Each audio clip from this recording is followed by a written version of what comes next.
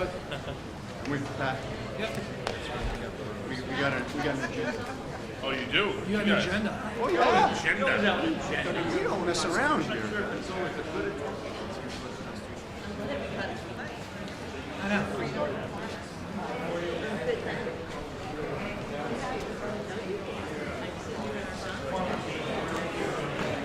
What's that? Oh. Yeah? Oh, yeah. It's serious now. Sure. Thank you very much. You okay with farmers? Yeah, absolutely. Yep. And for legislators, if the bell rings, please say that they're going to open the doors. Yeah, great. Where did baby goat come from? From where? Yeah, good. Okay. They argue that for a while. Here, Liz. Hey, Liz, turn around. Turn around.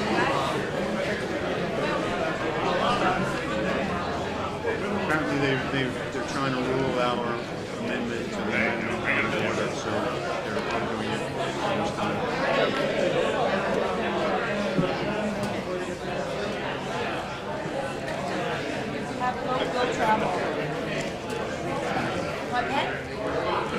What a cutie! There you go.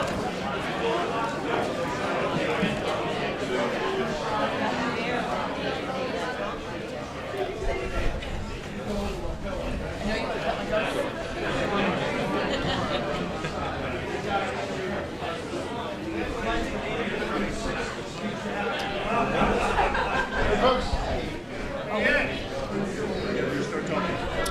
All right, good afternoon, everybody. Yep. Sure. Oh, give the whistle. Go ahead.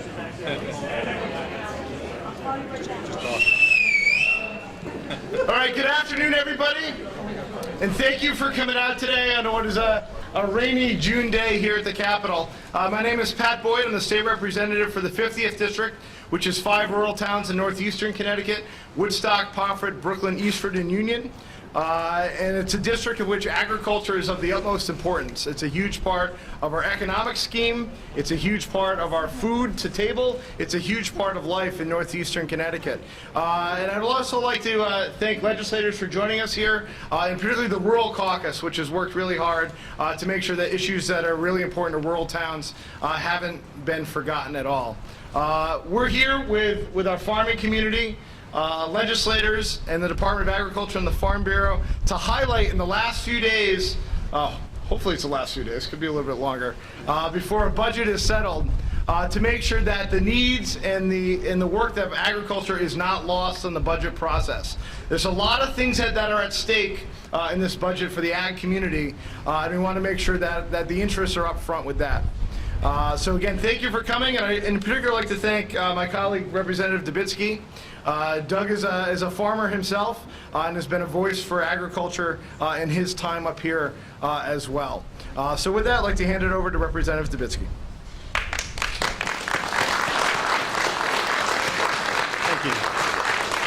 Thank you. Thank you all for coming. Thank you, Representative Boyd. Thank you to all our legislators from both sides of the aisle who recognize the importance of agriculture in our state and also of the Department of Agriculture.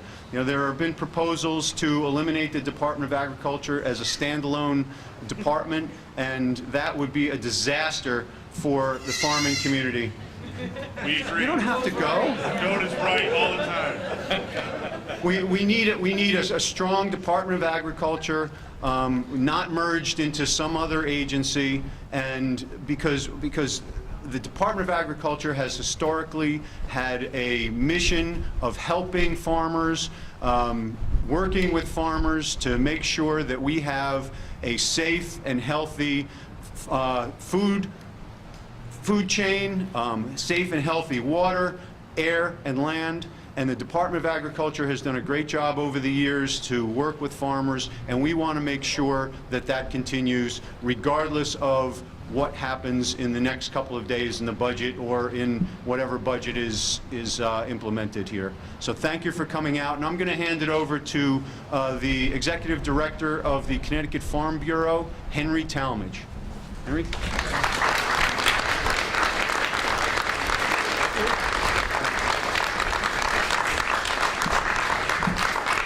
Thank you and welcome, everyone. When we heard it was going to rain today, we thought that was great because we'll have more farmers here than if it was a beautiful sunny day. I would first like to thank Representative Boyd and Representative Dubitsky for helping to put this rally together, along with the Rural Caucus and members of both houses of both parties who recognize just how important agriculture is in the state. Connecticut has 1,000 new farm units from the 2007 Ag Census, USD Ag Census, to the 2012 Ag Census. Almost 6,000 farms in Connecticut. That's a trend that's upward. It's a $3.5 billion industry that has over 20,000 jobs associated with the ag sector. It's a powerful economic engine for our state. It's growing. And it's incredibly important that we nurture this by having a strong, standalone, cabinet-level Department of Agriculture. The proposals that have been talked about in the budget here in Hartford, obviously there are major issues in dealing with revenue and taxes and all the challenges that these fine legislators have in trying to figure out how to get to a balanced budget. The savings that we think that would be realized by merging the Department of Agriculture into other agencies would be minimal, and the risk is huge. We believe that a standalone Department of Agriculture is essential to nurture the next wave of agriculture in this state, and we certainly appreciate the support for that by all the legislators and supporters here today. I would like to invite Melissa Spear, who I think is here.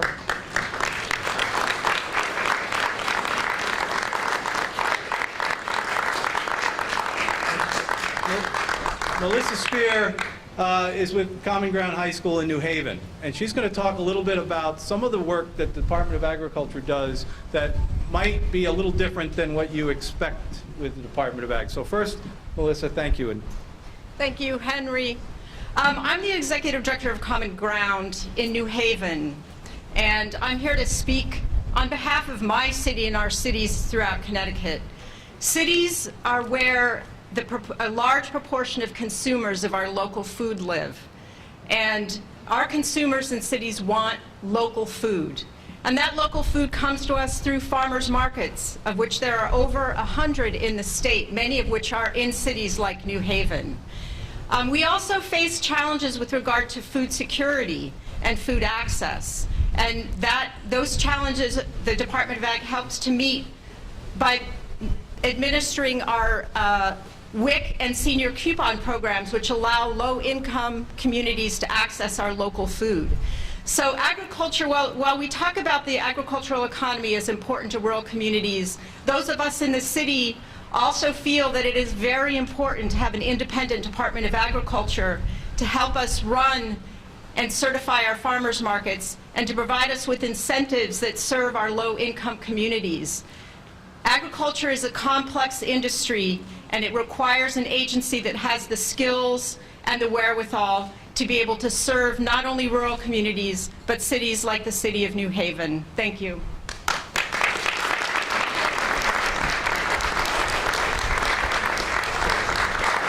That was almost a photo opportunity. Next, I'd like to introduce Matt Peckham, a dairy farmer from Eastern Connecticut, and also the proud owner of the beautiful antique John Deere tractor out in the parking lot. So, which sounds perfect, by the way. So, Matt, please tell us a little bit about your experience with the department.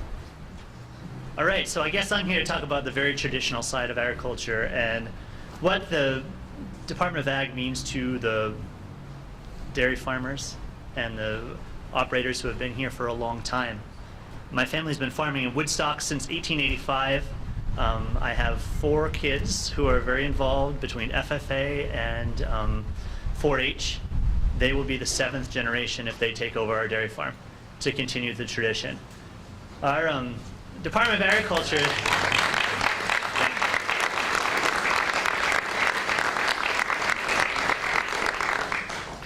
Our Department of Agriculture means a tremendous amount to me. It is the people who I can call up when I have a question about something, from our milk inspectors to the commissioner. Everyone makes themselves available. It's a service department working for the farmer. Long and short is I can't imagine that we would not have a standalone Department of Agriculture there to support a state that has growth of new farms faster than any other state in New England. If we continue to grow, and we continue to grow Connecticut agriculture, and we don't have the backing of a standalone department, where is that going to leave us? A year ago, we were here with with our legislators from Washington, D.C., a year ago today, and they talked about how great it was that Connecticut is growing its new farmers and how agriculture in Connecticut is growing. And now here we are discussing the fact that we may not have a standalone department. It seems incredible to me. What the Department of Agriculture has done for my farm, between the grants that have allowed me to hire more people on, the expertise that have allowed me to transition the farm into the next generation, is so important, and without them we would be lost. Thank you very much.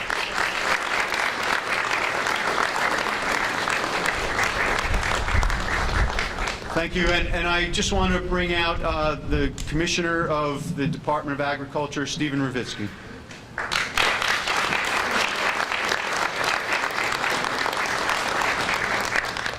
So first of all, I would like to thank Representative Dubitsky and Representative Boyd for taking leadership around farming and agriculture and moving issues that are important to Connecticut's farm families. And I also want to thank all the legislators who are gathered here today. It means a whole lot to Connecticut's farm families that you offer the support that you do. And I know they take it, they're surrounding you here, and they take it to heart that you're supportive of the hard work that they do each and every day. As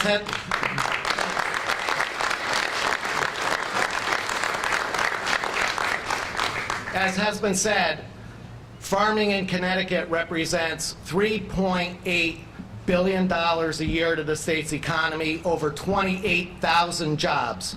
And agriculture is growing. Fastest growth in the number of farms of any state in New England. And that is because this is a great place to grow. And we have had tremendous support from Governor Malloy. I know that he's working his way down here, but I must say, since the day he announced my appointment as commissioner, he has been supportive of the Department of Agriculture, and without fail, he has risen to the occasion. When we've had tremendous snowstorms, endless rain, hurricanes, a tornado, the governor was there to lend a helping hand and provide support to Connecticut's farmers.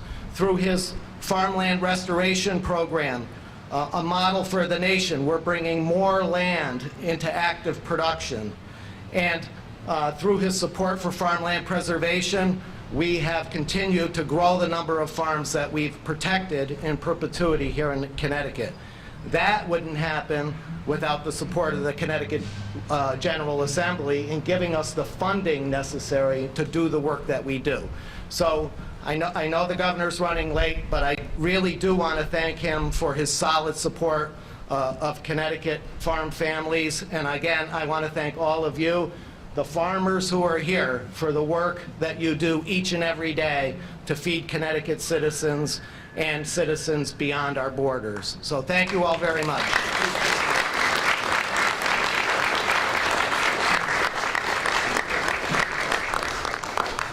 So as the governor's making his way down here, I just want to highlight 3 things in particular that showed up in various budget proposals that we're concerning ourselves with and we're concerned about as a agricultural community. Obviously, the Department of Agriculture, which was in a caucus proposal to be eliminated or put into deep, is of great concern to us.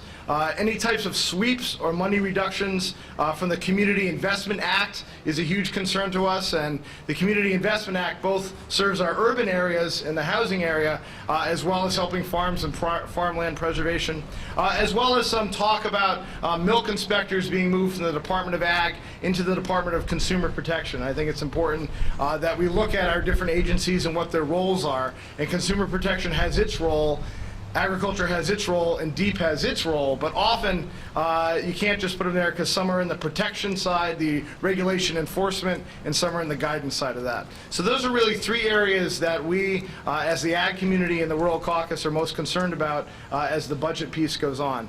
And I think it goes without saying that there's a lot of things that have a lot of merit and are really important to the state of Connecticut that are at stake in this budget. And, you know, those of us in the General Assembly and the Governor's office have a lot of really tough decisions to make. But we just want to make sure that agriculture is part of the consideration when things are projected with that. So if, as we wait for the Governor, if anybody has any questions, we can do the most. Yeah, I apologize, the bell just rang. We have a constitutional amendment we need to vote on, so all the legislators are going to have to run right now. Thank you very much. The senators can stay and talk, though. So, thank you. But we're happy to take any questions that you have, and the appropriate person can do that. I don't have to vote. I can wait a minute. So, Any questions, comments? should we just hang out then until the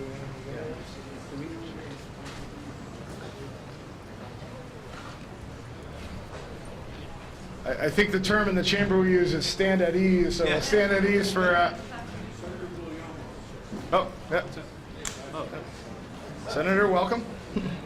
So we'll stand at ease for a moment and await the Governor's arrival. So, Tony? Hey.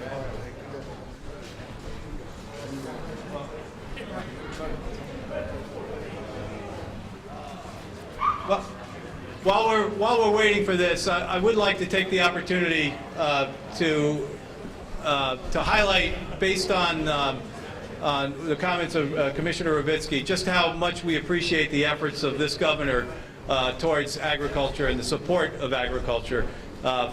Certainly the Farm Bureau and our members do appreciate all of the programs that he has championed, beginning with and including farmland restoration programs and support for farmland preservation, market development, a whole host of grant programs that have made the difference as to why we have so many new farms and the help that those new farms need.